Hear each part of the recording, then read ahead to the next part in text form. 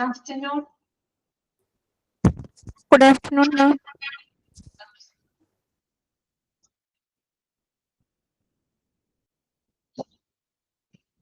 Okay, Krishna, good afternoon.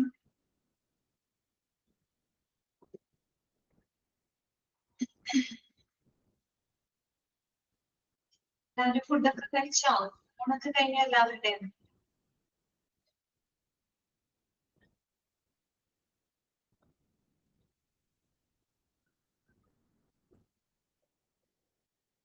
Okay. പിന്നെ എന്തൊക്കെയുണ്ട് വിശേഷങ്ങള്?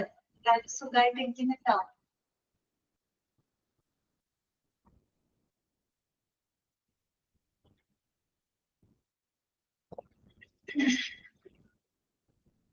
Okay, Sharanya, Shreya, okay, Shreya, good afternoon. കുറച്ച് നേരം കൂടെ നമുക്ക് വെയിറ്റ് ചെയ്യാം അല്ലേ? കുറച്ചുകൂടെ പേര് കയറട്ടെ.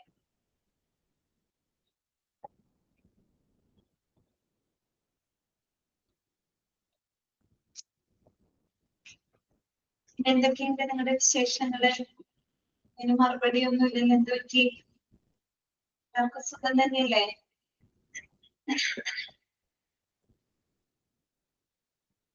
സുഖമാണ്. ആ, സുഖമായിട്ടിരിക്കുന്നു, കുഴപ്പമൊന്നുമില്ല.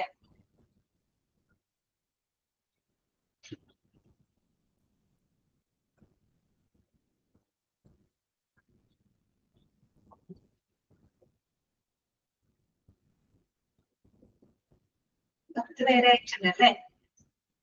ഓക്കെ. കഴിഞ്ഞ ദിവസം എടുത്തത് വായിച്ചു നോക്കിയിരുന്നു എല്ലാവരും. ഹോസ്പിറ്റൽ എത്തിക്സ് ആൻഡ് ലോസില് കഴിഞ്ഞ ദിവസം നമ്മള് പഠിച്ചിട്ട് വായിച്ചു നോക്കിയോ? വായിച്ചു നോക്കി. ക്ലിയർ ആണോ? ഇത്രയും ഭാഗങ്ങളൊക്കെ ഓക്കെയാണ് എല്ലാവർക്കും? ഓക്കെയാണ്. നമ്മൾ പറഞ്ഞു നിർത്തിയത് കംപ്ലൈന്റ്സ് ഓഫ് MTP ആക്ട് ആണ് അല്ലെ? അതായത് medical termination of pregnancy act അല്ലെ? എന്നാണ് അത് നിലവിൽ വന്നത്? നമ്മൾ ഡിപ്ലോമയിൽ പഠിച്ചിട്ടുണ്ട് അല്ലെ? 1971 എന്നാണ് അവിടെ പഠിച്ചിട്ടുള്ളത്. 1971 ഓഗസ്റ്റ് 10 അല്ലെ? ഓഗസ്റ്റ് 10 MTP ആക്ട് നിലവിൽ വരുന്നത് അല്ലെ? അതിന്റെ ഉദ്ദേശം എന്തായിരുന്നു? ഏതൊരു ആക്ട് വരുമ്പോഴും അതിന് എന്തെങ്കിലും ഒരു പർപ്പസ് ഉണ്ടാവും അല്ലെ? അതിന്റെ പർപ്പസ് എന്തായിരുന്നു നമ്മൾ പറഞ്ഞത്? അതായത് സ്ത്രീകൾക്ക് അവരുടെ ഗർഭധാരണം ചില പ്രത്യേക സാഹചര്യങ്ങളിൽ സ്ത്രീകൾക്ക് അവരുടെ ഗർഭധാരണം അവസാനിപ്പിക്കുന്നതിന് നിയമപരമായിട്ട് അനുവദിക്കുന്നതിന് കാരണമായിട്ടുള്ള ഒരു ആക്ടാണ് ഇത് medical termination of pregnancy act എന്ന് പറയുന്നത്. ഓക്കെ, നമ്മൾ കഴിഞ്ഞ ക്ലാസ്സിൽ പറഞ്ഞതാണ്. പിന്നീട് 2002 ഈ ഒരു ആക്ട് ഭേദഗതി ചെയ്തിരുന്നു കേട്ടോ. 2002 ഈ ഒരു ആക്ട് പിന്നീട് എന്ത് ചെയ്തു? ഭേദഗതി ചെയ്തിരുന്നു. ഓക്കെ, അതുപോലെ തന്നെ medical termination of pregnancy regulations ഇത് എന്താണ് വരുന്നത്? 2003 കേട്ടോ. Medical termination of pregnancy regulations എന്നാണ് വരുന്നത് 2003 കേട്ടോ. ആരാണ് ഇത് മുന്നോട്ട് വെച്ചത്? Health ministry of health and family welfare ആണ്. ഓക്കെ, ഇത്രയും കാര്യങ്ങളൊക്കെ നിങ്ങൾ അവിടെ പഠിച്ചതാണ് കേട്ടോ. പിന്നീട് എന്താണ് 13th ജൂൺ അല്ലെ? 2003 13th ജൂണോട് കൂടിയിട്ട് നമ്മുടെ എല്ലാ യൂണിയൻ ടെറിട്ടറീസിലുള്ള എല്ലാ കേന്ദ്രഭരണ പ്രദേശങ്ങളിലേക്ക് വരെ ഈ ഒരു ആക്ട് എന്ത് ചെയ്തു? വ്യാപിപ്പിച്ചു. Okay, clear? ഇതുവരെയാണ് നമ്മൾ കഴിഞ്ഞ ക്ലാസ്സിൽ പറഞ്ഞു നിർത്തിയത് കേട്ടോ. നമ്മൾ പഠിച്ചില്ലേ? ഡിപ്ലോമയിൽ പഠിച്ച ഡിപ്ലോമയിൽ പഠിച്ച കുറച്ച് ആക്ടുകളൊക്കെ തന്നെയാണ്. അതിന്റെ കുറച്ചും കൂടെ 1-2 പോയിന്റ്സുകളൊക്കെ കൂടുതൽ മാത്രമാണ് ഇവിടെ നമ്മൾ പഠിക്കുന്നത് കേട്ടോ. ഓക്കെ, അപ്പൊ നമുക്ക് ബാക്കിയുള്ള ഭാഗങ്ങൾ നോക്കാം. ഓക്കെ ആണല്ലോ? സെറ്റ് അല്ലേ എല്ലാവരും? ഒന്ന് ഉഷാറാവുമോ എല്ലാവരും? കുറച്ചും കൂടെ ഒന്ന് ഉഷാറായിട്ടിരിക്കോ ക്ലാസ്സില്? ഞാൻ ചോദിക്കുമ്പോഴേക്ക് എന്തെങ്കിലും റെസ്പോണ്ട് ചെയ്യുന്നു കേട്ടോ. എന്ത് രസമുണ്ട് ക്ലാസ്സിൽ ഇരിക്കുമ്പോൾ വല്ല രസം തോന്നുമോ?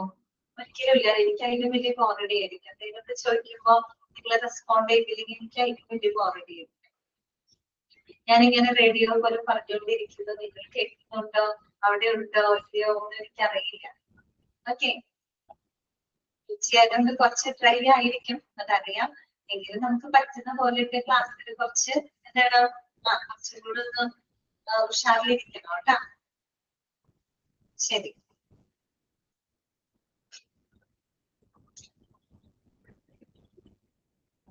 അതോ മിസ്സിന്റെ ക്ലാസ് ബോറായിട്ടാണോ? ബോറടിക്കാറുണ്ടോ ക്ലാസ് നിങ്ങൾക്ക്? അതുകൊണ്ടാണോ? ഓക്കെ, ശരി.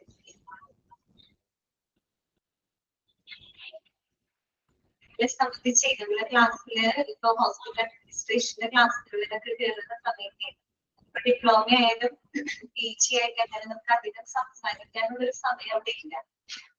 നമ്മള് ക്ലാസ് എടുത്ത് കഴിഞ്ഞ് ലാസ്റ്റ് അൺമ്യൂട്ട് ചെയ്യുക, ഡൗട്ട് ക്ലിയർ ചെയ്യുക, പോവുക, അങ്ങനെ ഒരു രീതിയാണ്. ഓക്കെ, പലപ്പോഴും നമ്മൾക്ക് എന്താണ് പരസ്പരം സംസാരിക്കാനുള്ള ഒരു സമയമോ സന്ദർഭമോ കാര്യങ്ങളോ കിട്ടാറില്ല. പിന്നെ പോർഷൻസ് കൊണ്ട് അത്യാവശ്യം എടുത്ത് തീർക്കാൻ സമയത്തിനുള്ളിൽ എടുത്ത് തീർക്കണമല്ലോ, അതിന്റെ ഒരു കാര്യമുണ്ട്. അതുകൊണ്ട് തന്നെ ചിലപ്പോൾ സംസാരിക്കാനൊന്നും പറ്റാറില്ല. ഇപ്പൊ കുഴപ്പമില്ല, നമുക്ക് സമയമുണ്ട്. ഓക്കെ, അപ്പൊ നമുക്ക് പതുക്കെ എടുത്ത് പോയിട്ട് നിങ്ങളുടെ വിശേഷങ്ങളും കൂടെ ഒന്ന് ഷെയർ ചെയ്യും കേട്ടോ. ഓക്കെ, ഇരിക്കേണ്ട, അല്ലെങ്കിൽ നിങ്ങൾക്ക് ബോറടി ആയിരിക്കും, എനിക്ക് കഴിഞ്ഞിട്ട് ബോറടി കേട്ടോ. എന്തെങ്കിലുമൊക്കെ ഇടയ്ക്ക് നമുക്ക് പറയാം. Okay,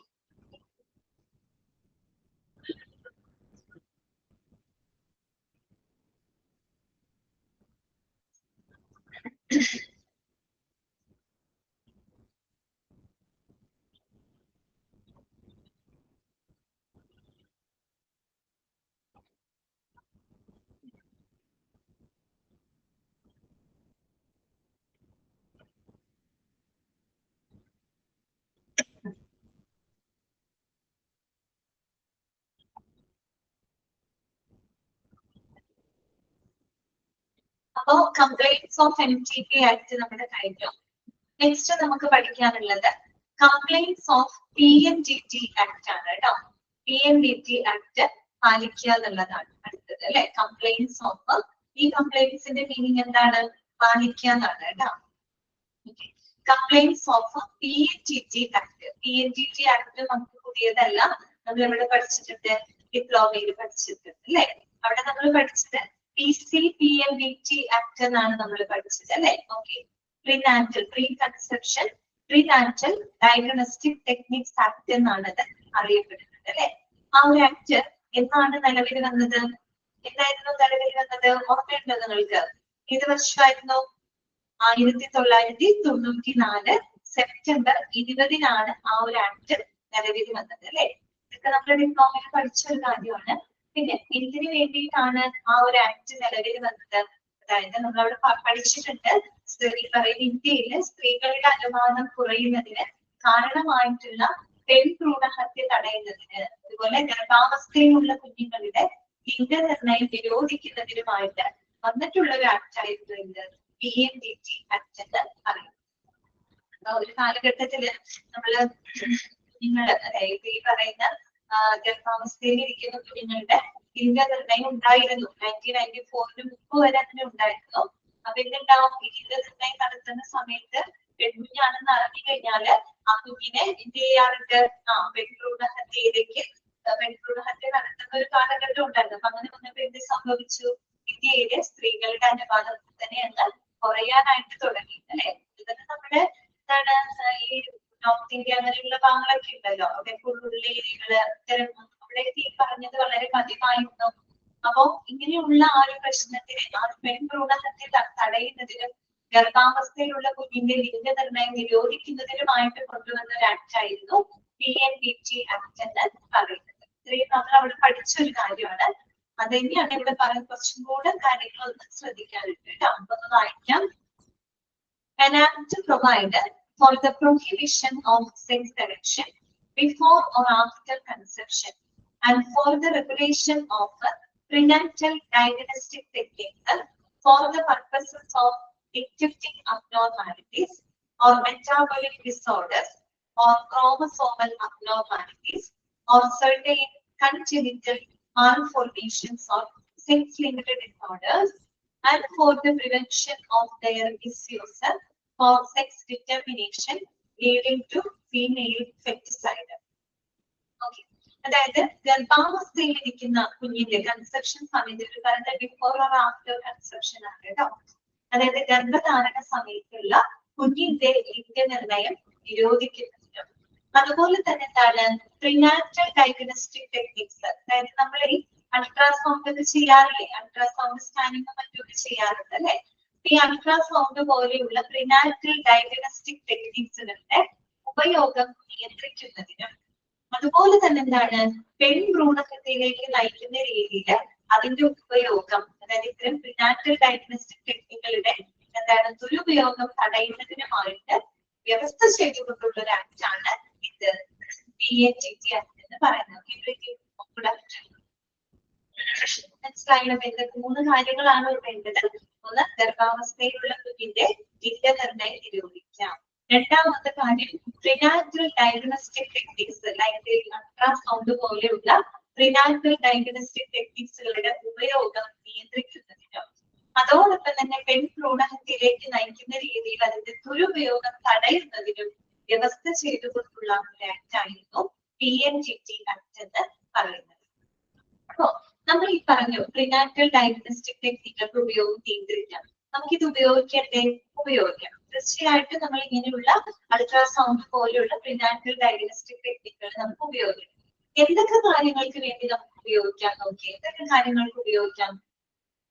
for the purposes of detecting abnormalities, അല്ലെ, അബ്നോർമാലിറ്റീസുകളെ ഡിറ്റക്ട് ചെയ്യുന്നതിന്, അതുപോലെ തന്നെ മെറ്റാബോളിക് ഡിസോർഡേഴ്സ്, അല്ലെ, മെറ്റാബോളിക് ഡിസോർഡേഴ്സുകൾ ഡിറ്റക്ട് ചെയ്യുന്നതിന്, ക്രോമസോമൽ അബ്നോർമാലിറ്റീസ്, ക്രോമസോമൽ ആയിട്ടുള്ള വൈകല്യങ്ങൾ, അതുപോലെ തന്നെ സർട്ടൻ കൺജനിറ്റൽ മാൽഫോർമേഷൻസ്, അതായത് ഈ പറയുന്ന എന്താണ് ജന്മനാ ഉണ്ടാവുന്ന മറ്റു പല ഡിസോർഡേഴ്സ്, സെക്സ് ലിങ്കഡ് ഡിസോർഡേഴ്സ്, ലിംഗബന്ധിതമായിട്ടുള്ള ചില വൈകല്യങ്ങൾ, അല്ലെ, ഇത്തരം കാര്യങ്ങളൊക്കെ കണ്ടെത്തുന്നതിന് വേണ്ടിയിട്ട് നമുക്ക് എന്ത് ഉപയോഗിക്കാം? പ്രിനാറ്റൽ ഡയഗ്നോസ്റ്റിക് ടെക്നിക്സുകളെ ഉപയോഗപ്പെടുത്താം. കാര്യം അത് നടത്തിയാലാണ് നമുക്ക് അങ്ങനെ എന്തെങ്കിലും കുട്ടികൾക്ക് എന്തെങ്കിലും വൈകല്യങ്ങളോ കാര്യങ്ങളോ ഉണ്ടോ എന്നുള്ളത് നമുക്ക് അറിയാനായിട്ട് സാധിക്കും. പക്ഷേ എന്ത് നമ്മൾ ഉറപ്പുവരുത്തണം? For the prevention of the misuse for the sex determination that leading to female feticide. പക്ഷേ പെൺഭ്രൂണഹത്യയിലോട്ട് നയിക്കുന്ന നയിക്കുന്ന രീതിയിലുള്ള ദുരുപയോഗം നമ്മൾ എന്ത് ചെയ്യണം? തടയുകയും ചെയ്യും. ശരിക്കും പറഞ്ഞാല് ഇങ്ങനെയുള്ള പ്രിനാറ്റൽ ഡയഗ്നോസ്റ്റിക് ടെക്നിക്സുകൾ നമുക്ക് ഉപയോഗപ്പെടുത്താം. ഈ പറയുന്ന കാര്യങ്ങൾക്കൊക്കെ നമുക്ക് മറ്റുള്ള abnormalities, metabolic disorders, chromosomal abnormality, congenital malformation, sex linked ഡിസോർഡേഴ്സുകളൊക്കെ ഡിറ്റക്ട് ചെയ്യാനായിട്ട് നമുക്കത് ഉപയോഗിക്കാം. അതേസമയം ഒരു കാരണവശാൽ അത് ദുരുപയോഗം ചെയ്യാനായിട്ട് പാടുള്ളതല്ല, അല്ലെ. അപ്പൊ അതിന് വേണ്ടിയിട്ട് വ്യവസ്ഥ ചെയ്തുകൊണ്ടുള്ള ഒരു ആക്ട് ആയിരുന്നു PNGT ആക്ട് എന്ന് പറയുന്നത്. Okay. PNGT Act assented by the President on 20th September 1994. 1994 September 20-നാണ് ഈ ഒരു ആക്ട് നമ്മുടെ പ്രസിഡന്റ് ഒപ്പുവെക്കുന്നത്. പ്രസിഡന്റ് അംഗീകരിക്കും. പ്രസിഡന്റ് രാഷ്ട്രപതി ഒപ്പുവെക്കുന്നതോടുകൂടി അത് അംഗീകരിക്കപ്പെട്ടു എന്നാണ്. അപ്പൊ 1994 സെപ്റ്റംബർ 20-നാണ് പ്രസിഡന്റ് ഈ ഒരു ആക്ട് അംഗീകരിക്കുന്നത്. ഇനി പറയുന്ന പോയിന്റുകളൊക്കെ നോട്ട് ചെയ്ത് വെക്കണം. Forced with effect from 1st January 1996 കേട്ടോ. പക്ഷേ 1996 ജനുവരി 1-നാണ് ഈ ഒരു നിയമം പ്രാബല്യത്തിൽ വരുന്നത് കേട്ടോ. ഓക്കെ. ഈ ആക്ട് രാഷ്ട്രപതി അംഗീകരിക്കുന്നത്, ഒപ്പുവെക്കുന്നത് 1994 സെപ്റ്റംബർ 20-നാണ്. പക്ഷെ ഈ ഒരു നിയമം അത് പ്രാബല്യത്തിൽ വരുന്നത് എന്താണ്? അത് 1996 ജനുവരി 1 മുതലാണ് ആ നിയമം പ്രാബല്യത്തിൽ വന്നത്. പിന്നീട് അമെൻഡഡ് 2002 and 2003 2002-2003 വർഷങ്ങളില് ഈ ഒരു ആക്ട് എന്ത് ചെയ്തിട്ടുണ്ട്? ഭേദഗതി ചെയ്തിട്ടുണ്ട്. അമെൻഡഡ് 2002 and 2003 2002-ലും 2003-ലും ഈ ഒരു ആക്ട് ഭേദഗതി ചെയ്തിട്ടുണ്ട്. പിന്നെന്താണ്? Act was called as prenatal diagnostic techniques act, regulation and prevention of misuse act 1994. അപ്പൊ ഈ ഒരു ആക്ട് അറിയപ്പെട്ടിരുന്നത് എന്താണ്? പ്രിനാറ്റൽ ഡയഗ്നോസ്റ്റിക് ടെക്നിക്സ് ആക്ട് അഥവാ regulation and prevention of misuse act 1994 എന്നാണ് ഈ ഒരു ആക്ട് അറിയപ്പെട്ടിരിക്കുന്നത്. ഓക്കെ, അപ്പൊ അതേ പേരാണ് കേട്ടോ, പ്രിനാറ്റൽ. അതിന് PC എന്നില്ല, PMDT എന്ന് മാത്രമേ ഉള്ളൂ. പ്രിനാറ്റൽ ഡയഗ്നോസ്റ്റിക് ടെക്നിക് ആക്ട് എന്നാണ് അത് അറിയപ്പെട്ടിരിക്കുന്നത്. നൗ നോൺ ആസ്, ഇപ്പൊ എങ്ങനെ അറിയപ്പെടുന്നതെന്ന് അറിയോ? Pre conception and prenatal diagnostic techniques അഥവാ prohibition of sex selection act എന്നാണ് നിലവിൽ അത് അറിയപ്പെടുന്നത്. ഇപ്പൊ നമ്മള് ഡിപ്ലോമയിൽ പഠിച്ചപ്പോൾ PC PMDT എന്നാണ് നമ്മൾ പഠിച്ചത് അല്ലെ. അതായത് pre conception and prenatal diagnostic techniques act അഥവാ prohibition of sex selection act എന്നാണ് നിലവിൽ ഇത് അറിയപ്പെടുന്നത്. ഓക്കെ, ക്ലിയർ ആയല്ലോ? അപ്പൊ ഓർത്തു വയ്ക്കുക, അതിന്റെ പർപ്പസ് എന്താണെന്ന് മനസ്സിലാക്കാം. എന്താണ് രാഷ്ട്രപതി അംഗീകരിക്കുന്നത്? 1994 സെപ്റ്റംബറിൽ. ഈ ആക്ട് എന്താണ് നിലവിൽ വരുന്നത്? 1996 ജനുവരി. ഏതൊക്കെ വർഷങ്ങളിലാണ് അതിന്റെ ഭേദഗതി നടന്നത്? 2002ലും 2003 അല്ലെ. പണ്ടത്തെ പേരെന്തായിരുന്നു? പ്രിനാറ്റൽ ഡയഗ്നോസ്റ്റിക് ടെക്നിക്സ് ആക്ട് എന്നായിരുന്നു. ഇപ്പൊ എന്താണ് അറിയപ്പെടുന്നത്? Pre conception and prenatal diagnostic techniques act അഥവാ prohibition of sex selection act എന്നാണ് അറിയപ്പെടുന്നത്. ഓക്കെ ആണോ? ക്ലിയർ ആണോ? വായിച്ചു നോക്കി. വായിക്കുന്നതോടൊപ്പം 6 വായിക്കുന്നു കേട്ടോ. വായിക്കുന്നതോടൊപ്പം തന്നെ ആ വർഷങ്ങള് പോയിന്റുകളൊക്കെ പഠിച്ചു പോകാനായിട്ട് ശ്രദ്ധിക്കുക. വായിച്ചു നോക്കിക്കോളൂ.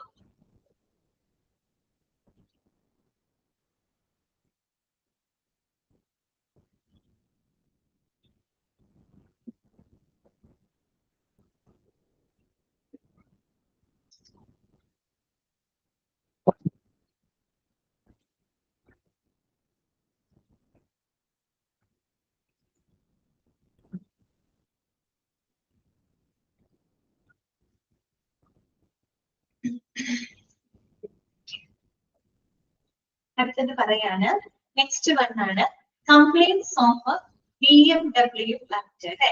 BMW biomedical waste management act അല്ലെ. Biomedical waste management and handling rules എന്ന് പറഞ്ഞ് അത് നമ്മൾ ഡിപ്ലോമയിൽ പഠിച്ചിട്ടുണ്ട് അല്ലെ. ഇതായിരുന്നു വർഷം ഓർമ്മയുണ്ടോ? ഏത് വർഷമായിരുന്നു? 1998 അല്ലെ. വർഷമായിരുന്നു 1998 അല്ലെ. 1998 biomedical waste management and handling rules നിലവിൽ വരുന്നത്. അവിടെ നമ്മൾ പഠിച്ച കാര്യം എന്തായിരുന്നു? ഓർക്കുന്നുണ്ടോ? അതായത് ബയോമെഡിക്കൽ വേസ്റ്റുകള് മറ്റുള്ള വേസ്റ്റുകളുമായിട്ട് എന്ത് ചെയ്യാൻ പാടില്ല? മിക്സ് ചെയ്യാനായിട്ട് പാടില്ല അല്ലെ. ധാരാളം ബയോമെഡിക്കൽ വേസ്റ്റുകൾ ഉണ്ടാകുന്നുണ്ട് ഹോസ്പിറ്റലിൽ അല്ലെ. പാത്തോളജിക്കൽ വേസ്റ്റുകൾ ഉണ്ട്, ലബോറട്ടറി വേസ്റ്റുകൾ ഉണ്ട്, ഫാർമസ്യൂട്ടിക്കൽ വേസ്റ്റുകൾ ഉണ്ട്, ന്യൂക്ലിയർ മെഡിസിൻ വേസ്റ്റുകൾ ഉണ്ട്, ഷാർപ്പ് വേസ്റ്റുകൾ ഉണ്ട്, സിറിഞ്ച് ഇങ്ങനെയുള്ള ഷാർപ്പ് വേസ്റ്റുകൾ ഉണ്ട്. അപ്പൊ ഇതൊക്കെ എന്താണ്? ബയോമെഡിക്കൽ വേസ്റ്റുകളാണ്. ഇങ്ങനെയുള്ള ബയോമെഡിക്കൽ വേസ്റ്റുകൾ മറ്റുള്ള വേസ്റ്റുകളുമായിട്ട് ഒരു കാരണവശാൽ എന്ത് ചെയ്യാൻ പാടില്ല? മിക്സ് ചെയ്യാനായിട്ട് പാടുള്ളതല്ല എന്നാണ് ആ ഒരു ആക്ടിൽ പറയുന്നത് അല്ലെ. പിന്നെ മാത്രമല്ല, ഇങ്ങനെയുള്ള വേസ്റ്റുകൾ അത് പ്രൊഡ്യൂസ് ചെയ്യുന്ന ആ സ്പോട്ടിൽ വെച്ച് തന്നെ അതിന് പ്രത്യേകം സോർട്ട് ചെയ്തിരിക്കണം. സോർട്ട് ചെയ്തതിന് ശേഷം മാത്രമേ പിന്നെ അതിന്റെ പ്രോസസ്സിങ്ങോ ഡിസ്പോസിങ്ങോ ഒക്കെ നടത്താനായിട്ട് പാടുള്ളൂ അല്ലെ എന്നാണ് നമ്മൾ പഠിച്ചിട്ടുള്ളത്. ഓക്കെ, അപ്പൊ അത് തന്നെയാണ് The Biomedical Waste Management and Handling Rules 1998 came into force. Okay, 1998 കേട്ടോ. ഓക്കെ, 1998 ഈ ഒരു ആക്ട് നിലവിൽ വരുന്നത്. In exercise of the power conferred by Section 6, 8 and 25 of EP Act 1986, the central government notified these rules for the management and handling of biomedical waste generated from the hospitals, clinics and other institutions for the scientific management of biomedical waste. Okay, അവിടെ ശ്രദ്ധിക്കേണ്ട ഒരു കാര്യമാണ് 1986 EP Act. EP Act എന്ന് പറഞ്ഞാൽ എന്താണ്? എൻവിയോൺമെന്റൽ protection act കേട്ടോ. എഴുതിയിരിക്കുന്നത് EP Act എന്ന് പറഞ്ഞാൽ എന്താണ്? എൻവിയോൺമെന്റൽ പ്രൊട്ടക്ഷൻ ആക്ട് എന്നാണ്. പരിസ്ഥിതി സംരക്ഷണ നിയമം. എന്താണ് പരിസ്ഥിതി സംരക്ഷണ നിയമം? EP Act, എൻവിയോൺമെന്റ് പ്രൊട്ടക്ഷൻ ആക്ടിന്റെ വർഷം എന്താണ്? 1986 അല്ലെ. 1986. അപ്പൊ ഇവര് പറയുന്നത് 1986 പരിസ്ഥിതി സംരക്ഷണ നിയമത്തിന്റെ സെക്ഷൻസുകൾ അത് നോട്ട് ചെയ്യുക. ഏതൊക്കെ സെക്ഷൻസ് ആണ്? സെക്ഷൻ 6, 8, 25, 6, 8, 25 എന്നിവ പ്രകാരം നൽകിയിരിക്കുന്ന അധികാരം ഉപയോഗിച്ചുകൊണ്ട് ഈ പറയുന്ന ഹോസ്പിറ്റലുകള്, ക്ലിനിക്കുകള്, മറ്റ് സ്ഥാപനങ്ങളിൽ നിന്നും ഉത്പാദിപ്പിക്കുന്ന ബയോമെഡിക്കൽ വേസ്റ്റുകള് ശാസ്ത്രീയമായിട്ട് കൈകാര്യം ചെയ്യുന്നതിനും മാനേജ് ചെയ്യുന്നതിനുമായിട്ട് സെൻട്രൽ ഗവൺമെന്റ് വിജ്ഞാപനം പുറപ്പെടുവിച്ചു എന്നാണ് അവിടെ പറയുന്നത്. അപ്പൊ ഈ ഒരു ആക്ട് വരുന്നത് 1998 ഈ ആക്ടിന് കാരണമായിട്ടുള്ളത് വേറൊരു ആക്ട് ആണ്. അതെന്താണ്? 1986 പരിസ്ഥിതി സംരക്ഷണ നിയമമാണ്. ആ നിയമത്തിന്റെ സെക്ഷൻ 6, 8, 25 എന്നിവ പ്രകാരം നൽകിയിരിക്കുന്ന ആ ഒരു അധികാരം വിനിയോഗിച്ചുകൊണ്ട് നമ്മൾ ഈ പറയുന്ന ഹോസ്പിറ്റലുകള്, ക്ലിനിക്കുകള്, മറ്റ് ഹെൽത്ത് കെയർ ഫെസിലിറ്റികള്, അല്ലെ മറ്റ് സ്ഥാപനങ്ങളിൽ നിന്ന് ഉത്പാദിപ്പിക്കപ്പെടുന്ന ബയോമെഡിക്കൽ വേസ്റ്റുകളെ വളരെ സയന്റിഫിക് ആയിട്ട് ശാസ്ത്രീയമായിട്ട് കൈകാര്യം ചെയ്യാനും മാനേജ് ചെയ്യുന്നതിനുമായിട്ട് നമ്മുടെ കേന്ദ്ര സർക്കാർ, സെൻട്രൽ ഗവൺമെന്റ് എന്ത് ചെയ്തു? ഈ പറയുന്ന ഒരു വിജ്ഞാപനം അവരെ പുറപ്പെടുവിക്കും കേട്ടോ. ഓക്കെ, ഇനി പറയുന്നത് ശ്രദ്ധിക്കാം. ഫസ്റ്റ് അമെന്റ്മെന്റ് ഓൺ 6/3/2000 അപ്ലൈ ചെയ്യാം കേട്ടോ. ഈ ഒരു ആക്ടിന്റെ ആദ്യത്തെ ഭേദഗതി നടക്കുന്നത് ഏത് വർഷമാണ്? 2000 മാർച്ച് 6 കേട്ടോ. 6/3/2000 ആണ് കേട്ടോ. 2000 മാർച്ച് 6 ആദ്യത്തെ അമെന്റ്മെന്റ് അതിന് നടക്കുന്നത്. പിന്നീട് സെക്കൻഡ് അമെന്റ്മെന്റ്, രണ്ടാമത്തെ അമെന്റ്മെന്റ് നടക്കുന്നത് 2003 കേട്ടോ. 2003 എന്താണ്? സെപ്റ്റംബർ 17 എന്താണ്? 2003 സെപ്റ്റംബർ 17. അപ്പൊ ഫസ്റ്റ് അമെന്റ്മെന്റ് എന്തായിരുന്നു? 2000 March 6 first amendment. Second amendment നടക്കുന്നത് 2003 സെപ്റ്റംബർ 17.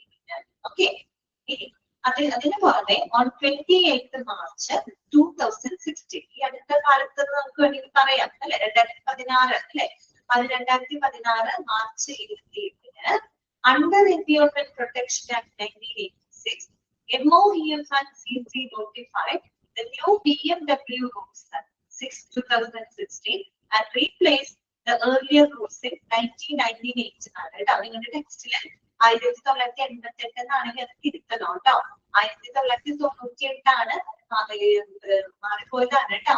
1998 എന്നാണ് കേട്ടോ, 88 എന്നല്ല. ഓക്കെ, ടെക്സ്റ്റിൽ കറക്റ്റ് ആയിട്ടാണോ എടുക്കുന്നത്? നിങ്ങളുടെ ടെക്സ്റ്റില് കറക്റ്റ് ആണോ? അല്ല അല്ലെ, കറക്റ്റ് അല്ല. Okay okay. അപ്പൊ ഒന്ന് തിരുത്തി നിങ്ങള് 1988 അവിടെ കിടക്കണേ കേട്ടോ. തെറ്റാണ്, 1998 കേട്ടോ. അതായത് പിന്നീട് പറയുന്നത് 1986 പരിസ്ഥിതി സംരക്ഷണ നിയമം ഉണ്ടല്ലോ, ആ നിയമം അനുസരിച്ചിട്ട് മാർച്ച് 2016 കേട്ടോ. 2016 മാർച്ച് 28 കേട്ടോ. 2016 മാർച്ച് 28 നമ്മുടെ MoEF and CC അതിന്റെ ഫുൾ ഫോം ഒന്ന് നിങ്ങൾ എഴുതി വെച്ചേ. മിനിസ്റ്ററി ഓഫ് എഴുതി വെക്കുക കേട്ടോ. MoEF and CC ഇതാണ് ministry of environment. Ministry of environment, forest and climate change. ഒന്നുകൂടെ പറയാം. Ministry of Ministry, MINISTRY, Ministry of Environment, ENVIRONMENT, Forest and Climate Change. അതാണ് എന്ത്?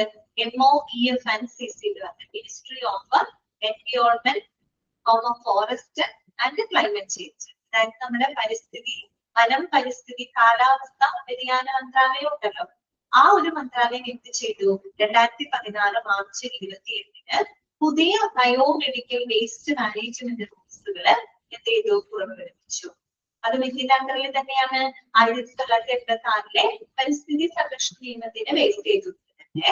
ആരാണ് ഈ പറയുന്ന മിനിസ്ട്രിയിലെ? Ministry of environment, forest and climate change.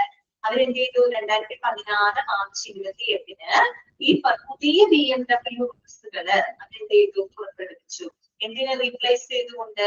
Replace earlier rules 1998 അല്ലെ, 1998 അതിന്റെ മുമ്പത്തെ നിയമങ്ങൾക്ക് പകരമായിട്ട് അതിനെ റീപ്ലേസ് ചെയ്തിട്ട് 2016 മാർച്ച് 28 പുതിയ ബയോമെഡിക്കൽ വേസ്റ്റ് മാനേജ്മെന്റ് റൂൾസുകള് നിലവിൽ വന്നു. ഓക്കെ, അതിന്റെ അണ്ടറിലാണ് വനപരിസ്ഥിതി തൊഴിൽ വനപരിസ്ഥിതി കാലാവസ്ഥാ വ്യതിയാന മന്ത്രാലയത്തിന്റെ കീഴിലാണ് പുതിയ BMW ബസ്സുകൾ വന്നത്. ഓക്കെ, ക്ലിയർ ആയോ? ഓക്കെ ആണോ? ജസ്റ്റ് വായിച്ചു നോക്കി.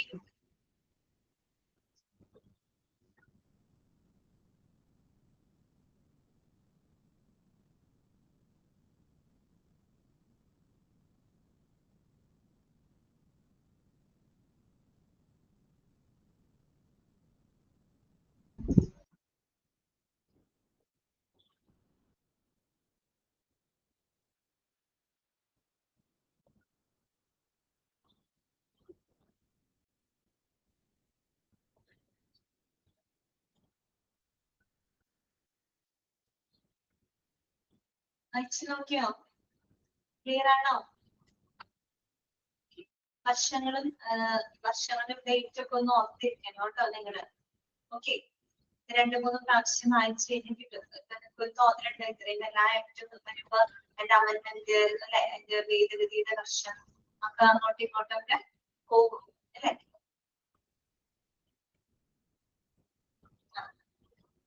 EP എന്ന് പറഞ്ഞാൽ എൻവിയോൺമെന്റ് പ്രൊട്ടക്ഷൻ ആണ് കേട്ടോ. എൻവിയോൺമെന്റ് പ്രൊട്ടക്ഷൻ ആക്ട് എന്നാണ് കേട്ടോ. അതിന് അങ്ങനെ ഒരു ചോദ്യം വരാം. എൻവിയോൺമെന്റ് പ്രൊട്ടക്ഷൻ ആക്ടിന്റെ വർഷം 1986. പരിസ്ഥിതി സംരക്ഷണ നിയമം കേട്ടോ. പരിസ്ഥിതി സംരക്ഷണ നിയമം അതിനെ ബേസ് ചെയ്തിട്ടാണ് ഈ ഒരു ആക്ട് വന്നത് കേട്ടോ. അതിന് ഈ പറയുന്ന BMW ആക്ടിന് ആധാരമായിട്ടുള്ള ആക്ട് എന്ന് പറഞ്ഞാൽ പരിസ്ഥിതി സംരക്ഷണ നിയമമാണ്. അതിന്റെ ഭാഗമായിട്ടാണ് ഏത് റൂള് വന്നത്? ഈ പറയുന്ന 98 BMW ആക്ട് നിലവിൽ വരുന്നത് കേട്ടോ. പിന്നെ നമുക്കറിയാം ഏതൊരു ആക്ട് നിലവിൽ വരുമ്പോഴും കുറെ വർഷങ്ങളൊക്കെ കഴിയുമ്പോൾ ഒത്തിരി വരും, ഭേദഗതികൾ വരും അല്ലെ. ഒരുപാട് മാറ്റങ്ങളും കാര്യങ്ങളൊക്കെ വരുത്തിക്കൊണ്ട് റിന്യൂ ചെയ്തുകൊണ്ടൊക്കെ ഈ പറയുന്ന ആക്ട് വരാനായിട്ട് തുടങ്ങും. അടുത്തത് കേട്ടോ, നെക്സ്റ്റ് നമുക്ക് പഠിക്കാനുള്ളത് കൺസ്യൂമർ പ്രൊട്ടക്ഷൻ ആക്ട് ആണ് കേട്ടോ. അതാണ് കൺസ്യൂമർ പ്രൊട്ടക്ഷൻ ആക്ട്.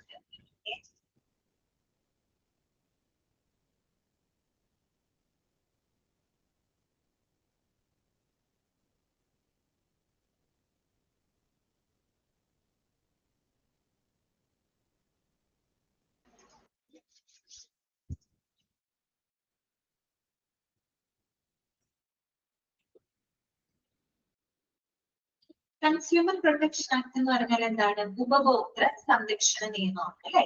അതും നമ്മൾ ഡിപ്ലോമയിൽ കുറച്ച് ഡീറ്റെയിൽഡ് ആയിട്ട് തന്നെ പഠിച്ചിട്ടുണ്ടായിരുന്നു അല്ലെ. Consumer protection act. അപ്പൊ അതിനകത്ത് ആരാണ് കൺസ്യൂമർ അല്ലെ? കൺസ്യൂമറിന്റെ അവകാശ സംരക്ഷണത്തിന് വേണ്ടിയിട്ട് കൊണ്ടുവന്നിട്ടുള്ള ഒരു ആക്ട് ആണ് അല്ലെ. നമുക്കറിയാം അവിടെ ആരാണ് കൺസ്യൂമർ എന്ന് പറഞ്ഞു കഴിഞ്ഞാല് എന്തെങ്കിലും പേയ്മെന്റ് കൊടുത്തുകൊണ്ട് സർവീസോ പ്രോഡക്റ്റോ കൈപ്പറ്റുന്ന ആളെയാണ് നമ്മൾ കൺസ്യൂമർ എന്ന് പറയുന്നത് അല്ലെ. അപ്പൊ അവർക്ക് ലഭിക്കുന്ന പ്രോഡക്റ്റുകളിലോ സേവനങ്ങളിലോ ഏതെങ്കിലും തരത്തിലുള്ള ഡ്രോബാക്സുകള് പോരായ്മകളൊക്കെ ഉണ്ടായി കഴിഞ്ഞാൽ അതിന് അല്ലെ അങ്ങനെയൊക്കെ ഉണ്ടാവുന്ന സമയത്ത് എന്ത് ചെയ്യണം? അതിൽ നിന്നും അവരെ സംരക്ഷിക്കുന്നതിന് വേണ്ടിയിട്ട് കൊണ്ടുവന്നിട്ടുള്ള ഒരു ആക്ട് ആണ് കൺസ്യൂമർ പ്രൊട്ടക്ഷൻ ആക്ട് എന്ന് പറയുന്നത് അല്ലെ.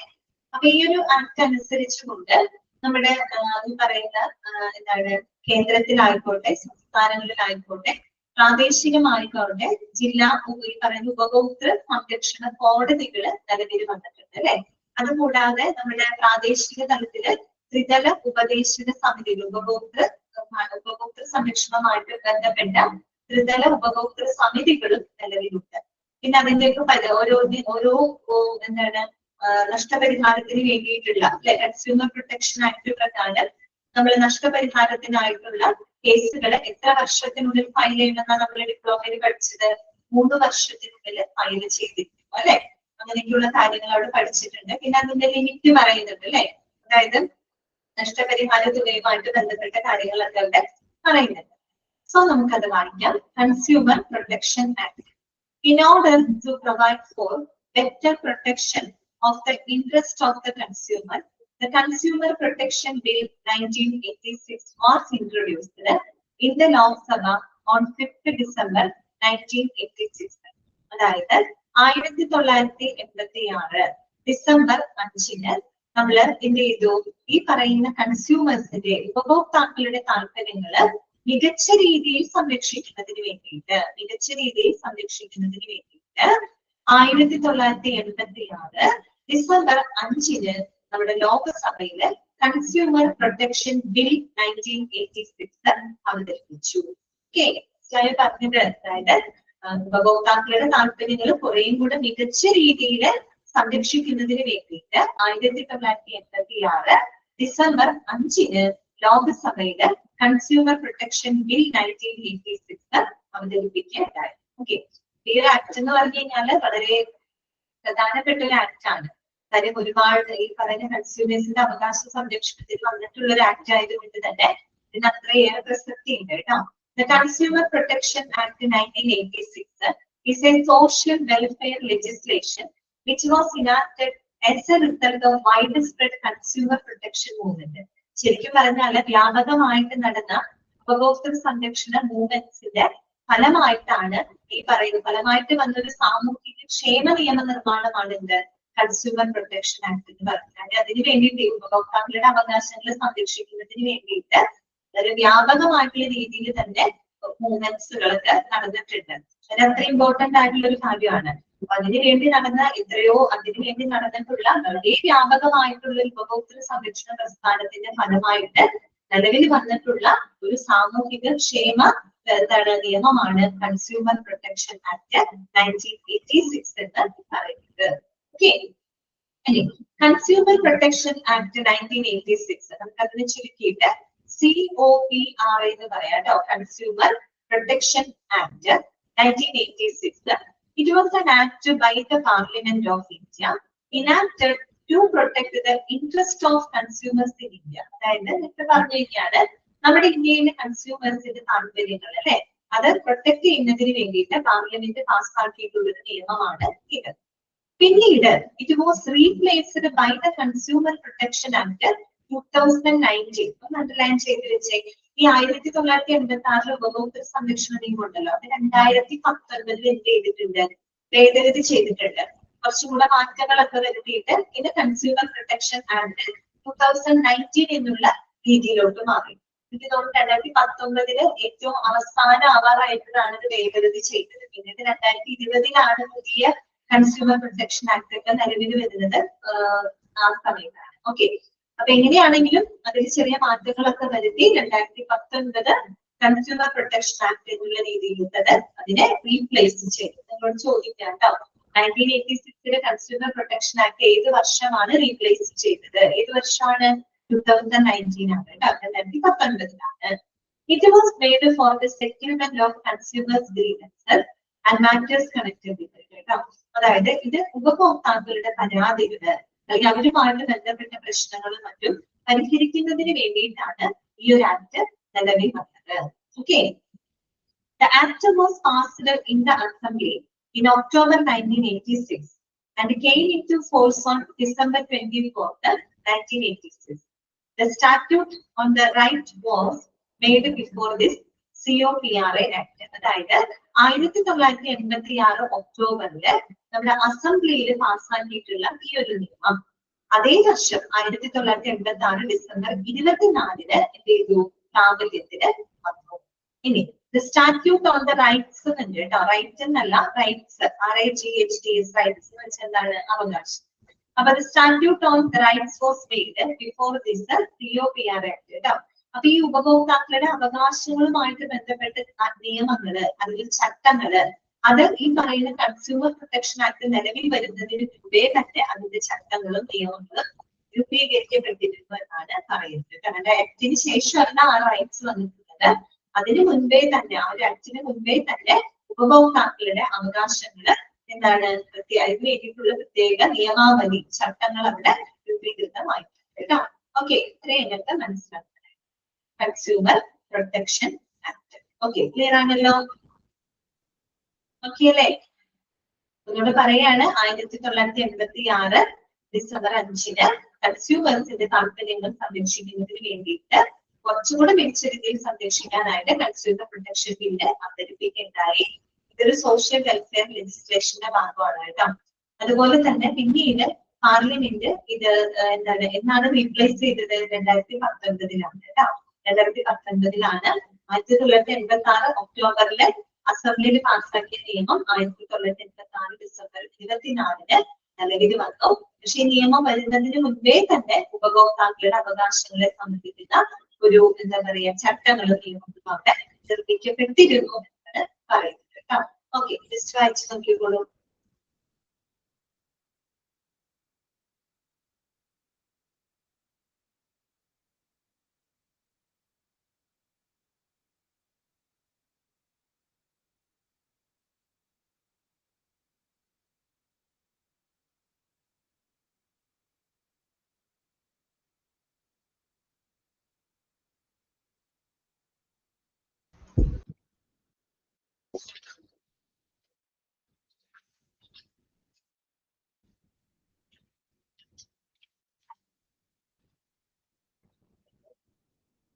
നെക്സ്റ്റ് വരുന്നതാണ് റൈറ്റ് ടു ഇൻഫർമേഷൻ ആക്ട് കേട്ടോ.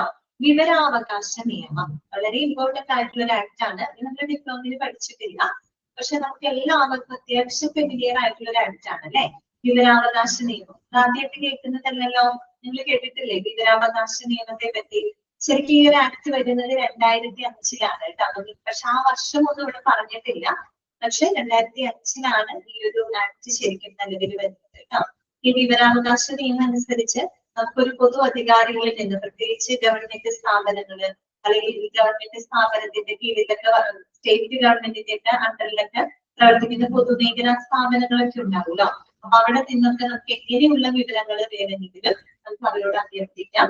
30 ദിവസത്തിനുള്ളിൽ അതിനുള്ള മറുപടി ലഭിച്ചിരിക്കണം. അതാണ് വിവരാവകാശ നിയമം. ഈ PSC ടെസ്റ്റ് ഒക്കെ എഴുതുന്ന ആൾക്കാരുണ്ട്, PSC ടെസ്റ്റ് എല്ലാത്തിനും ഉപയോഗിക്കുന്നുണ്ട് കേട്ടോ. PSC ടെസ്റ്റ് ഒക്കെ എഴുതുന്ന ആൾക്കാര് അവർ ഈ റാങ്ക് ലിസ്റ്റ് ഒക്കെ പബ്ലിഷ് ചെയ്തിട്ട് ചിലപ്പോ ഈ നിയമനം നടക്കാതെയൊക്കെ വരുമ്പോ വാക്കൻസി, പ്രത്യേകിച്ച് ടീച്ചിങ് പോസ്റ്റ് ഒക്കെ വരുന്ന സമയത്ത് വാക്കൻസികളൊക്കെ റിപ്പോർട്ട് ചെയ്യിപ്പിക്കും.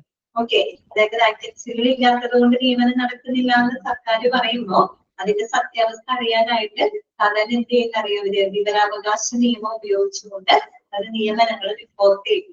സത്യസന്ധമായിട്ടുള്ള വിവരങ്ങൾ പുറത്തറിയും. അതിപ്പോ ഇതിന്റെ കേസ് മാത്രമല്ല, ഏതൊരു ഗവൺമെന്റ് സ്ഥാപനത്തിന് നമുക്ക് എന്തെങ്കിലും സിറ്റിസൺ എന്നുള്ള രീതിയിൽ നമുക്കൊരു കാര്യം അറിയണമെന്നുണ്ടെങ്കിൽ നമുക്ക് എന്ത് ചെയ്യാം, വിവരാവകാശ നിയമപ്രകാരം നമുക്കത് അഭ്യർത്ഥിക്കുന്നത് 10 രൂപ ചെലവ് മാത്രമേ കൊടുക്കൂ കേട്ടോ. 10 രൂപ ചെലവിന് നമുക്കത് അന്വേഷിക്കാൻ പറ്റും. അത് നമ്മൾ കൊടുത്തു കഴിയുമ്പോൾ നമ്മുടെ എന്താണ് അദ്ദേഹം ഈ പറയുന്ന പോലെ 30 ദിവസം, ഒരു മാസമാണ് ഈ പറയുന്നത്, ഒരു മാസത്തിനുള്ളിൽ അതിനെ തീർത്ത് കൽപ്പിക്കണം എന്നുള്ളതാണ്. വിവരങ്ങള് കൊടുക്കണം എന്നുള്ളത് കേട്ടോ. കൊടുക്കാതൊക്കെ ഇരുന്ന് കഴിഞ്ഞാൽ വീണ്ടും അപ്പീൽ പോവാം, അതിന്റെ മുകളിലുള്ള സുപ്പീരിയർ ഓഫീസറുടെ അടുത്തേക്ക് പോവാം, അങ്ങനെ കുറെ കാര്യങ്ങളുണ്ട്.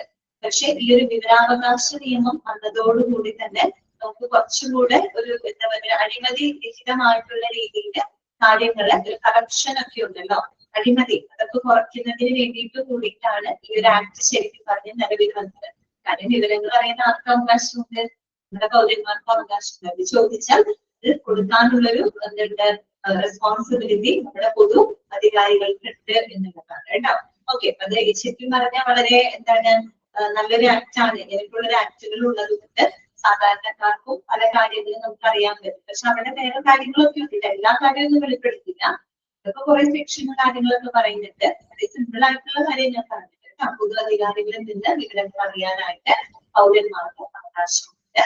അതുമായിട്ട് ബന്ധപ്പെട്ട ആക്ട് ആണ് റൈറ്റ് ടു ഇൻഫർമേഷൻ ആക്ട് അഥവാ വിവരാവകാശ നിയമം കേട്ടോ. ഓക്കെ, വായിക്കാം. റൈറ്റ് ടു ഇൻഫർമേഷൻ RTI എന്നാണ് കേട്ടോ. എല്ലാത്തിന്റെ ഷോർട്ട് ഫോം പഠിച്ചു വെക്കണം. RTI, Right to Information, is an act of the Parliament of India to provide for setting out the practical regime of the right to information for the citizen and replaces the previous Freedom of Information Act 2003. അതായത് നമ്മുടെ ഇന്ത്യയിലുള്ള ഏതൊരു പൗരന്മാർക്കും ഈ പറയുന്ന വിവരാവകാശത്തിന്റെ ഒരു പ്രായോഗികമായിട്ടുള്ള വ്യവസ്ഥകള് അവർക്ക് ലഭിക്കുന്നതിന് വേണ്ടിയിട്ട് നമ്മുടെ ഇന്ത്യൻ പാർലമെന്റ് അവതരിപ്പിച്ചിട്ടുള്ള ഒരു ആക്ട് ആയിരുന്നു ഇത് right to information act. Parliament ആണല്ലോ നമ്മുടെ നിയമനിർമ്മാണം നടത്തുന്നത് അല്ലെ. ഓക്കെ, അവരാണ് ഇത് ഈ ഒരു ആക്ട് നിലവിൽ കൊണ്ടുവന്നത്. പക്ഷെ ഈ ഒരു ആക്ട് എന്ന് പറയുന്നത് പണ്ടുണ്ടായിരുന്ന ഒരു ആക്ട് ആണ്. ആ ഒരു ആക്ടിനെ റീപ്ലേസ് ചെയ്ത് കൊണ്ടുവന്നിട്ടുള്ള ഒരു ആക്ട് ആണ്. ആ ആക്ട് ഏതായിരുന്നു അറിയോ? 2002 ഫ്രീഡം ഓഫ് ഇൻഫർമേഷൻ ആക്ട്. ചോദിക്കാം കേട്ടോ, റൈറ്റ് ടു ഇൻഫർമേഷൻ ആക്ടിന്റെ മുൻഗാമി എന്നറിയപ്പെടുന്ന ശരിക്കും എന്താണ്? Freedom of information act 2002 2002 freedom of information act ആണ്. അതായത് വിവര സ്വാതന്ത്ര്യ നിയമം 2002 ഉണ്ടായിരുന്ന ഒരു നിയമമുണ്ട്. ആ നിയമത്തിന് പകരമായിട്ടാണ് റൈറ്റ് ടു ഇൻഫർമേഷൻ ആക്ട് അത് 2005 നിലവിൽ വരുന്നത്. ആ വർഷം ഒന്നും കൊടുത്തിട്ടില്ല, അതൊക്കെ നിങ്ങൾ പഠിക്കേണ്ട. ഇനി എന്താണ് ഈ ആക്ടിന്റെ പ്രത്യേകത നോക്കിയേ. Under the provisions of this act any citizen of India may request information from a public authority, that means a body of government or instrumentality of a state. അതായത് ഈ ഒരു നിയമം അനുസരിച്ച് ഇന്ത്യയിലെ ഏതൊരു പൗരന്മാർക്കും ഒരു പബ്ലിക് അതോറിറ്റി, ഒരു പൊതു അധികാരി എന്ന് പറയുമ്പോൾ ഇവിടെ ആരെ ഉദ്ദേശിക്കുന്നത്? എ ബോഡി ഓഫ് ഗവൺമെന്റ് അല്ലെ? ബോഡി ഓഫ് ഗവൺമെന്റ് കേന്ദ്ര തലത്തിൽ സർക്കാർ സ്ഥാപനമാവാം, അല്ലെങ്കിൽ instrumentality of state. Instrumentality of state എന്ന് പറയുമ്പോൾ നമ്മുടെ സ്റ്റേറ്റിന്റെ കീഴില്, സ്റ്റേറ്റിന്റെ ഉടമസ്ഥതയിലോ സ്റ്റേറ്റിന്റെ കീഴില് പ്രവർത്തിക്കുന്നതോ ആയിട്ടുള്ള സ്ഥാപനങ്ങൾ, സംസ്ഥാന സർക്കാരിന്റെ കീഴിൽ വർക്ക് ചെയ്യുന്ന സ്ഥാപനങ്ങളായിക്കോട്ടെ, കേന്ദ്ര സർക്കാരിന്റെ കീഴിൽ പ്രവർത്തിക്കുന്ന ഏതൊരു പൊതു അധികാരികളുണ്ടും ഇന്ത്യയിലെ ഏതൊരു പൗരന്മാർക്കും എന്ത് ചെയ്യാം? വിവരങ്ങള് അഭ്യർത്ഥിക്കാം. അവർക്ക് വിവരങ്ങൾ അറിയണമെന്നുണ്ടെങ്കിൽ അത് അവർക്ക് അഭ്യർത്ഥിക്കാം. പിന്നെ എന്താണ്? Which is required to reply immediately or within 30 days. അപ്പൊ അതിന്റെ റിപ്ലൈ, അതിന്റെ മറുപടി എന്ന് പറഞ്ഞാൽ ഒത്തിരി ഉടനടി കൊടുക്കണം, അല്ലെങ്കിൽ 30 ദിവസത്തിനുള്ളിൽ അതിന് തീരുമാനം കൽപ്പിച്ചിരിക്കണം. Okay. The Act also requires every public authority to computerize their records for the wide dissemination and to proactively certain categories of information so that the citizens get minimum resource minimum resource to request for the information format. അതായത് ഇനി ഈ ഒരു act പ്രകാരം മറ്റൊരു കാര്യം കൂടെ എന്താണ്? പൊതു അധികാരികളുണ്ടല്ലോ, പബ്ലിക് അതോറിറ്റി, അവര് എളുപ്പത്തിൽ ആക്സസ് ചെയ്യാൻ വീണ്ടെടുക്കുന്നതിനുമായിട്ട് എല്ലാവിധ റെക്കോർഡുകളും അവർ കമ്പ്യൂട്ടറൈസ്ഡ് ആക്കണം, ഡിജിറ്റലൈസ് ചെയ്യണമെന്നാണ് പറയുന്നത്. അതായത് ആളുകൾ ഇങ്ങനെ വിവരാവകാശ നിയമപ്രകാരം വിവരങ്ങൾ അഭ്യർത്ഥിക്കും. അപ്പൊ സ്വാഭാവികമായിട്ടും ഒരു പബ്ലിക് അതോറിറ്റി എന്ത് ചെയ്യണം? പബ്ലിക് അതോറിറ്റി ഈ പറയുന്ന പോലെ എന്താണ്? എല്ലാ വിവരങ്ങളെയും കമ്പ്യൂട്ടറൈസ് ചെയ്യും. അതായത് ഏറ്റവും പെട്ടെന്ന് ആക്സസ് ചെയ്യാൻ കഴിയുന്ന രീതിയിൽ, പെട്ടെന്ന് വീണ്ടെടുക്കാൻ കഴിയുന്ന രീതിയിൽ പബ്ലിക് അതോറിറ്റി ഈ പറയുന്ന എല്ലാ വിവരങ്ങളും എന്ത് ചെയ്യണം? കമ്പ്യൂട്ടറൈസ്ഡ് ആക്കണം, ഡിജിറ്റലൈസ് ചെയ്യണം. അതുപോലെ തന്നെ and proactively certain categories of information, അതുപോലെ മുൻകൂട്ടി തന്നെ പ്രോആക്റ്റീവ് ആയിട്ട് മുൻകൂട്ടി പ്ലാൻ ചെയ്തുകൊണ്ട് തന്നെ ചില വിഭാഗത്തെ പറ്റിയിട്ടുള്ള വിവരങ്ങൾ അവരെന്ത് ചെയ്തിരിക്കണം? അത് കമ്പ്യൂട്ടറൈസ് ചെയ്തിരിക്കണം. ചില വിവരങ്ങൾക്ക് ഒരു സർക്കാർ സ്ഥാപനമാണെങ്കിൽ സർക്കാർ സ്ഥാപനത്തില് ഇത്ര ആളുകൾ വർക്ക് ചെയ്യുന്നുണ്ട്, ഇന്ന പൊസിഷനാണ്, ഇന്ന ഡ്യൂട്ടികളാണ് ഓരോരുത്തർക്കും ഉള്ളത്. ആ ഒരു രീതിയിൽ എന്താണ്? മുൻകൂട്ടി തന്നെ പ്രോആക്റ്റീവ് ആയിട്ട് മുൻകൂട്ടി തന്നെ നമ്മൾ വിവിധ കാറ്റഗറിയിൽ പെടുന്ന ആളുകളുടെ വിവരങ്ങള് അവിടെ സ്റ്റോർ ചെയ്ത് വെച്ച് കഴിഞ്ഞാൽ അതിന്റെ ഗുണം എന്താണ്? മുൻകൂട്ടി നമുക്ക് അറിയിക്കുന്നതിലൂടെ so that the citizens give minimum request for information അല്ലെ? മുൻകൂറായിട്ട് നമ്മൾ അറിയിക്കുന്നത് കൊണ്ട് തന്നെ ഈ പറയുന്ന പൗരന്മാർക്ക് വിവരാവകാശവുമായിട്ട് ബന്ധപ്പെട്ട എന്താണ് ഫയലുകള് ഫയൽ ചെയ്യുന്നതിന് അല്ലെ, ഈ പറയുന്ന വിവരാവകാശവുമായിട്ട് ബന്ധപ്പെട്ട കാര്യങ്ങള് ഫയൽ ചെയ്യുന്നതിനായിട്ട് അവർക്ക് അധികം ബുദ്ധിമുട്ടേണ്ട ഒരു സാഹചര്യങ്ങൾ വരില്ല അല്ലെ. എന്നുവെച്ചാൽ അവർക്ക് അത് കുറയ്ക്കാനായിട്ട് സാധിക്കുമെന്നാണ് പറയുന്നത് കേട്ടോ. ഓക്കെ, ക്ലിയർ ആയോ? അതായത് ആളുകൾക്ക് വിവരാവകാശത്തിന്റെ അപേക്ഷകൾ ഫയൽ ചെയ്യുന്നതിന്റെ ആ ഒരു സാധ്യത നമുക്ക് അവിടെ കുറയ്ക്കാനായിട്ട് സാധിക്കും. ഓക്കെ, അതെല്ലാം കംപ്ലീറ്റ് ആയിട്ട് തന്നെ അവരോട് വെളിപ്പെടുത്തി കൊടുക്കുക അല്ലെ. ഇതെല്ലാം അങ്ങനെ വെളിപ്പെടുത്താൻ ഡിസ്ക്ലോസ് ചെയ്യാത്ത സാഹചര്യത്തിലാണ് പിന്നീടുള്ള വിവരങ്ങൾ അന്വേഷിക്കുന്നത്. അതേസമയം അവിടെ ഉള്ള വിവരങ്ങള് മുൻകൂറായിട്ട് തന്നെ വെളിപ്പെടുത്തുകയാണെങ്കിൽ ആളുകൾക്ക് എന്ത് ചെയ്യാൻ പറ്റും? അധികം അപേക്ഷകൾ ഫയൽ ചെയ്യേണ്ടതായിട്ട് അവർക്ക് വരില്ല അല്ലെ. ആ ഒരു പ്രധാനമായിട്ടുള്ള ആ ഒരു കാര്യം ലക്ഷ്യമിട്ടുകൊണ്ട് തന്നെയാണ് വിവരാവകാശ നിയമം വന്നത്. ശരിക്കും എടുത്തു കഴിഞ്ഞാല് നമ്മുടെ ഈ അഴിമതിയായിട്ടൊക്കെ ബന്ധപ്പെട്ടിട്ട് വന്നതാണ് കേട്ടോ. ഒരുപാട് അഴിമതിക്കാരെ അല്ലെങ്കിൽ രാഷ്ട്രീയക്കാരും അങ്ങനെയൊക്കെ ഉണ്ടായിരുന്നല്ലോ. അപ്പൊ അതിലേക്ക് ഒരു തടയിടാൻ കൂടി വേണ്ടിയിട്ടാണ് വിവരാവകാശ നിയമം. അപ്പൊ ഓരോ സ്ഥാപനത്തിന്റെ ആയാലും ഈ പറയുന്ന ആസ്തികളും സ്വത്ത് വിവരങ്ങളും ഇതൊക്കെ അറിയാനുള്ള അവകാശം അവിടുത്തെ പൗരന്മാർക്കുണ്ട്. കാര്യം എന്താ? സിറ്റിസൺസിന്റെ പൈസയും മറ്റും വാങ്ങിയിട്ടാണ് ഇവരൊക്കെ രാജ്യം ഭരിക്കുന്നത് അല്ലെ. അപ്പൊ അതുകൊണ്ട് അറിയാനുള്ള അവകാശം ആർക്കുണ്ട്? സിറ്റിസൺസിന്. ഓക്കെ, ക്ലിയർ ആണല്ലോ? ക്വസ്റ്റ്യൻ വായിച്ചു നോക്കി.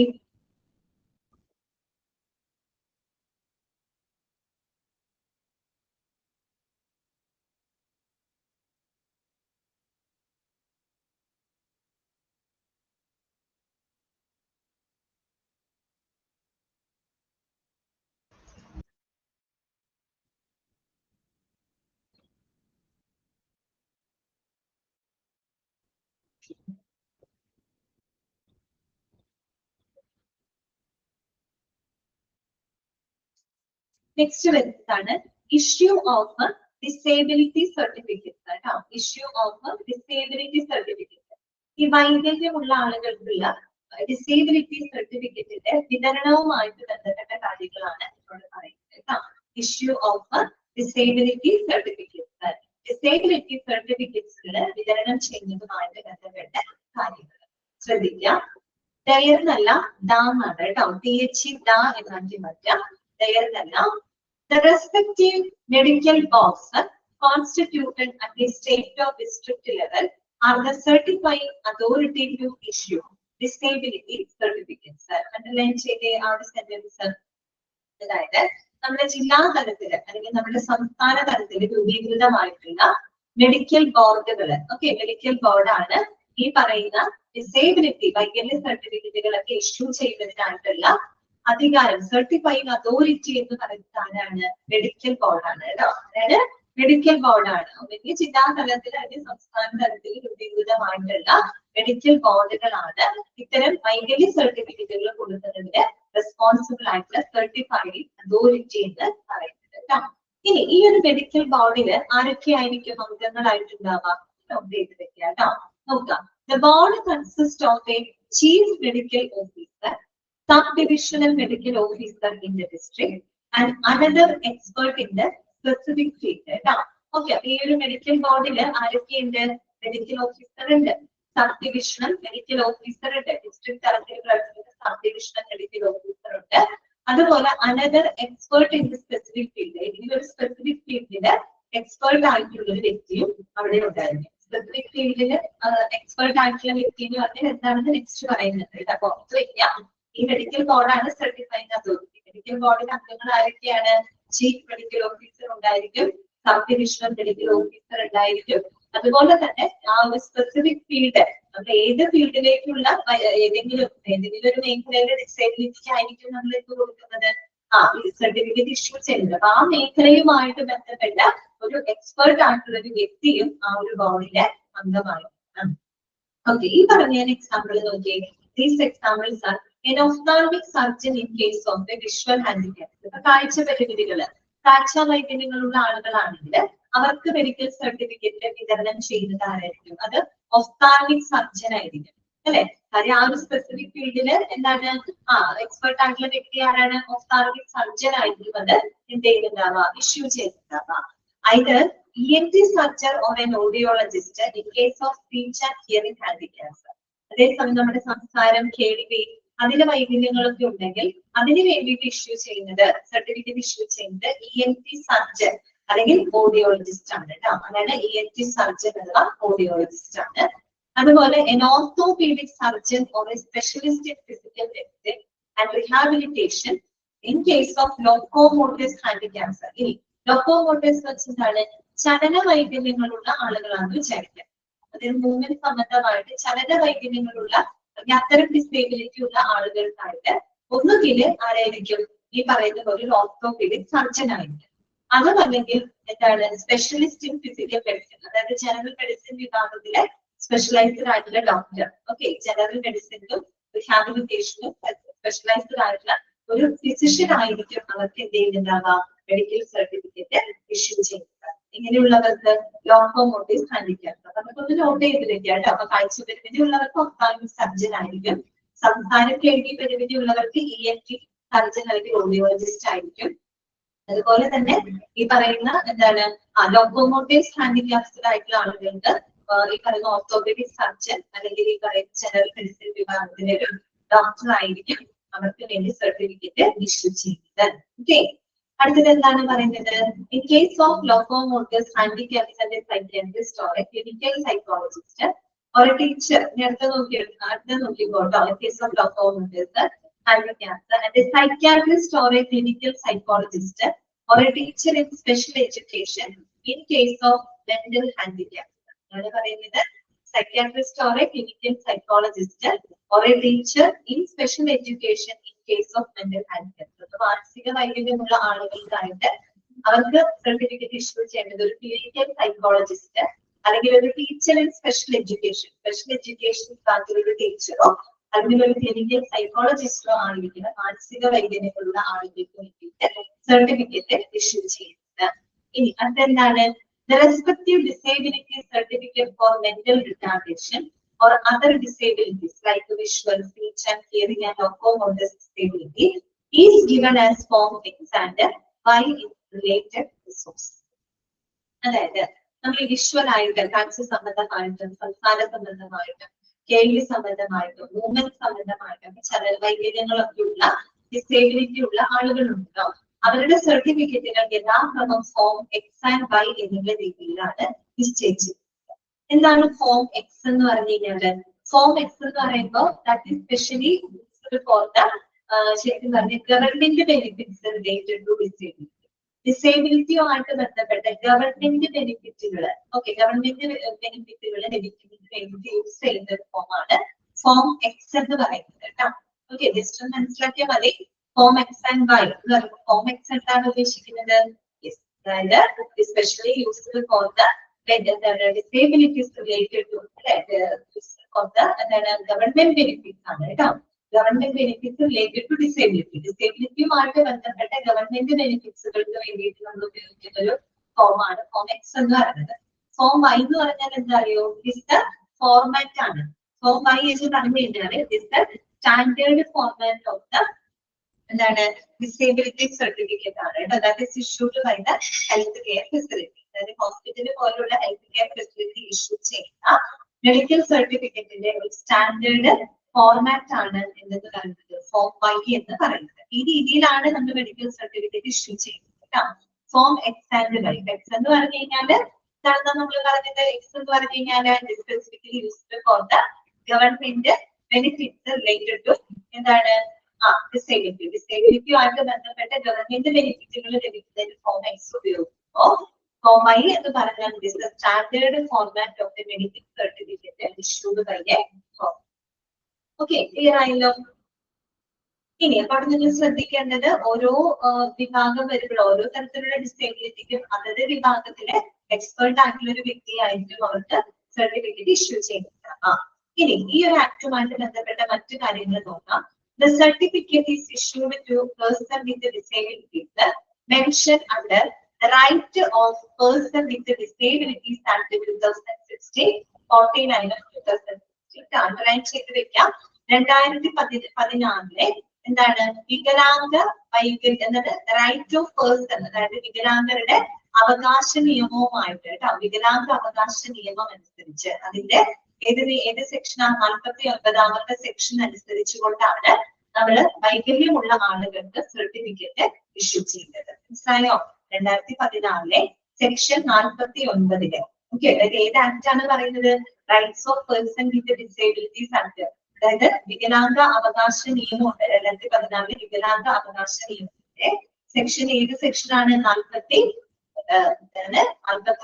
സെക്ഷൻ 49 അനുസരിച്ച് അതിന് കീഴിൽ വരുന്ന എന്താണ് ഡിസേബിലിറ്റി ഉള്ള ആളുകൾക്കാണ് സർട്ടിഫിക്കറ്റ് ഇഷ്യൂ ചെയ്യുന്നത്. അങ്ങനെ വൈകല്യങ്ങളുള്ള ആളുകൾക്കാണ് സർട്ടിഫിക്കറ്റ് ഇഷ്യൂ ചെയ്യുന്നത്. ഈ സർട്ടിഫിക്കറ്റിന്റെ പ്രത്യേകത എന്താണ്? Certificate is valid for a period of 5 years കേട്ടോ. ഈ സർട്ടിഫിക്കറ്റിന് 5 വർഷം വരെ കാലാവധിയുണ്ട്. Certificate is valid for a period of 5 years. 5 വർഷം വരെ ഈ ഒരു സർട്ടിഫിക്കറ്റിന് കാലാവധിയുണ്ട്.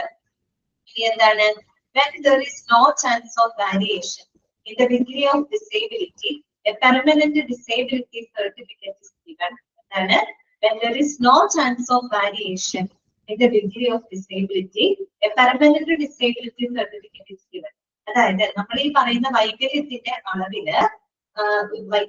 അളവില് വ്യത്യാസം ഉണ്ടാകാൻ സാധ്യതയില്ലെങ്കിൽ, പ്രത്യേകിച്ച് വ്യത്യാസമൊന്നും ഉണ്ടാകുന്നില്ലെങ്കിൽ അവർക്ക് പെർമനന്റ് ആയിട്ടുള്ള ഡിസേബിലിറ്റി സർട്ടിഫിക്കറ്റ് അവർക്ക് നൽകുന്നതാണ്. ചില ഡിസേബിലിറ്റി എന്ന് പറഞ്ഞു കഴിഞ്ഞാല് ടെമ്പററി ആയിട്ടുള്ള ഡിസേബിലിറ്റി, താൽക്കാലികമായിട്ടൊക്കെ ഉണ്ടാകുന്ന ഡിസേബിലിറ്റി എന്ന് പറഞ്ഞാൽ കുറച്ച് നാൾ കഴിഞ്ഞാൽ നോർമൽ ലെവലിലോട്ട് വരും.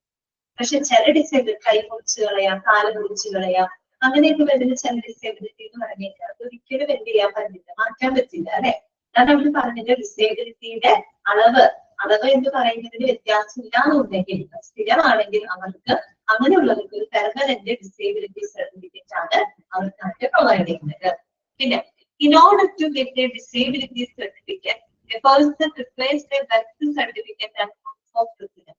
അതെല്ലാം ചെയ്യാം. അതായത് ഒരു വ്യക്തിക്ക് ഡിസേബിലിറ്റി സർട്ടിഫിക്കറ്റ് ലഭിക്കണമെങ്കിൽ എന്തൊക്കെ ഹാജരാക്കണം? ഒന്ന് ബർത്ത് സർട്ടിഫിക്കറ്റ്, മറ്റൊന്ന് പ്രൂഫ് ഓഫ് റെസിഡൻസ്, ജനന സർട്ടിഫിക്കറ്റും താമസ സ്ഥലം തെളിയിക്കുന്നതിനുള്ള രേഖ. Okay, birth certificate and proof of residence. If a child is born at home, parents can get the birth certificate from the district magistrate. ചിലപ്പോ കുട്ടി ജനിക്കുന്നത് വീട്ടിൽ തന്നെയാണെന്ന് വെച്ചാൽ ആരും വീടുകളിൽ പ്രസവിക്കാറില്ല, എങ്കിലും ഒരു കുട്ടി പണ്ടുകാലത്ത് തന്നെ വീട്ടിൽ തന്നെയായിരുന്നു പ്രസവം, അല്ലെ? അപ്പൊ ഒരു കുട്ടി വീട്ടിൽ ജനിക്കുകയാണെങ്കിൽ അവർക്ക് ആ ഡിസ്ട്രിക്ട് മജിസ്ട്രേറ്റിന്റെ കയ്യിൽ നിന്നും ഇത് ലഭിക്കും, ബർത്ത് സർട്ടിഫിക്കറ്റ് ലഭിക്കും. കുട്ടി ജനിക്കുന്നത് വീട്ടിലാണെങ്കിൽ പാരന്റ്സിന് എന്താണ് ഡിസ്ട്രിക്ട് മജിസ്ട്രേറ്റിന്റെ കയ്യിൽ നിന്നുമാണ് ബർത്ത് സർട്ടിഫിക്കറ്റ് ലഭിക്കുന്നത്. ഓക്കെ, ക്ലിയർ ആയോ?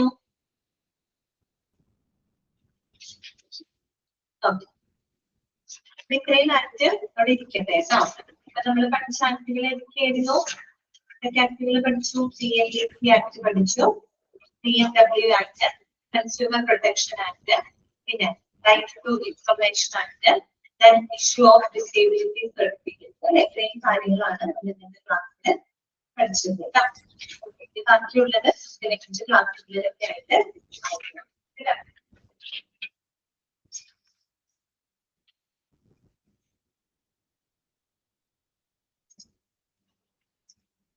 ഡൗട്ട്സ് ഉണ്ടെങ്കിൽ ചോദിക്കാം കേട്ടോ.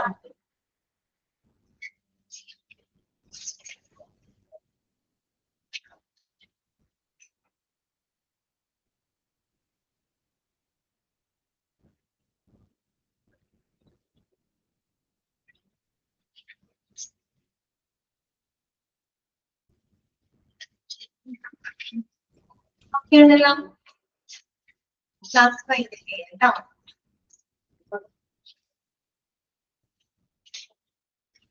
Next class.